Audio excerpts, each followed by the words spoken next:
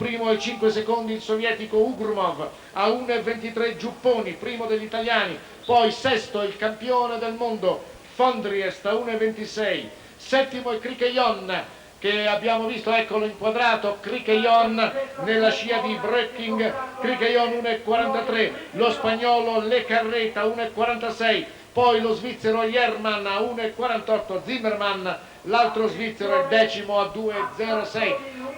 Mentre ecco Lucio Herrera, primo attacco di anni di squadra, Lucio Herrera attacca a fondo.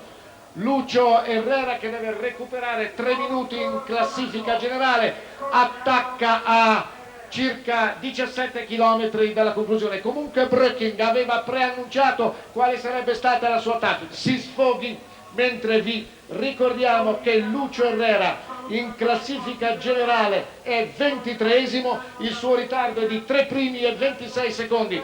Mentre stiamo seguendo in telecronaca diretta gli scatti di Lucio Herrera, al nostro microfono in diretta sentiamo la voce di un uomo che ha fatto la leggenda della montagna e che grazie alla montagna è diventato a sua volta una leggenda. Reinhold Messner. Si era parlato di una contestazione, si era parlato di una protesta per evitare che il Giro arrivasse qui alle 3 cime di Lavaredo. Organizzare questi ultimi 6 chilometri con dei bus che vanno su e giù ininterrottamente, forse i politici della zona trovano un sistema a tutelare queste 3 cime, però ripeto, non volevo mai contestare il Giro d'Italia perché il mio rispetto è infinito per questa gente che viene. Grazie Mester, prima di passare la linea a Santini, quale sarà la sua prossima impresa?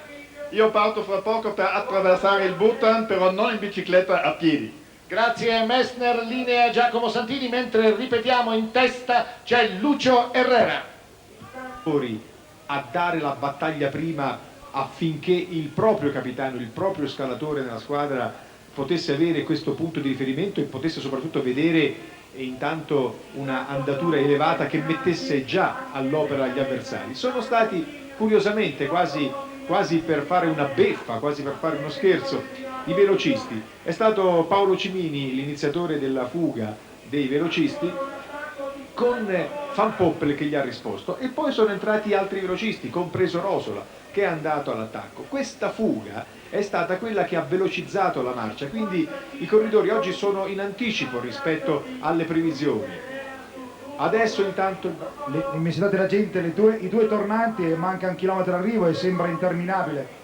Mentre sta perdendo contatto Roche, allora la situazione, Lucio Herrera, Breaking in seconda posizione, poi sta diminuendo il gruppo degli inseguitori con Fignon, con Giovannetti, con Conti, con Amstin, facilmente riconoscibile per Breaking, è troppo grande, troppo grosso, doveva fare il giocatore di basket o il terzino come aveva iniziato, e invece proprio su questa salita, la seconda come altezza del Giro, Breaking ha dimostrato non solo di essere, quindi quelli che si sono salvati, ecco ancora che il collegamento, e ringraziamo i nostri tecnici, è stato ripristinato, quelli che sono rimasti a stento in piedi oggi rischiano il knockout domani.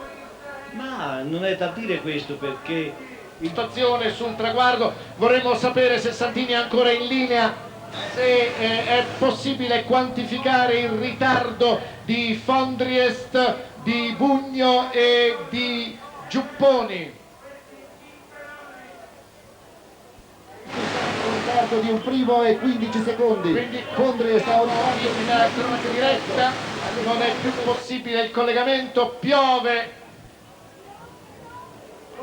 pioggia mista a neve e in un tempo a lui non certamente congeniale. Ricordiamo che il direttore sportivo di Lucio Herrera è quel Nino che venne, Rafael Nino, è a 300 metri dalla conclusione, che venne al Giro d'Italia una quindicina di anni fa, partecipò al Giro e concluse dicendo: non metterò mai più piede in Italia perché qua fa troppo freddo. Lucio Herrera, il ritardo di Fondriest, ci comunica Lamberto Righi, è di 4 minuti, mentre all'inseguimento ci sono Fignon, Amstin, Breaking e il bravissimo Chioccioli. Allora, cronometro alla mano, Lamberto Righi pronto a darci i distacchi. Ecco Lucio Herrera, ancora agile, perfettamente in azione, era previsto l'attacco, non ha smentito il pronostico, prosegue anche oltre il Gran Premio della montagna, vittoria del colombiano Lucio Herrera. E adesso facciamo scattare il cronometro per poter vedere i più immediati inseguitori. La nostra postazione è a 100 metri dalla linea del traguardo, quindi vedremo sia perfetto. Dobbiamo dire che in queste condizioni l'organizzazione è perfetta, dobbiamo fare i complimenti non solo ai tifosi che hanno raggiunto qui a piedi o in bicicletta, ecco, vediamo applaudire, vediamo che ecco, è Fignon a un primo e un secondo, poi Breking, poi Amstin, li vediamo proprio sulla linea del traguardo, vediamo che Breking si ferma, poi ecco Chioccioli a un primo e 10 secondi, poi ecco Conti, bravissimo, a 1,12 Conti,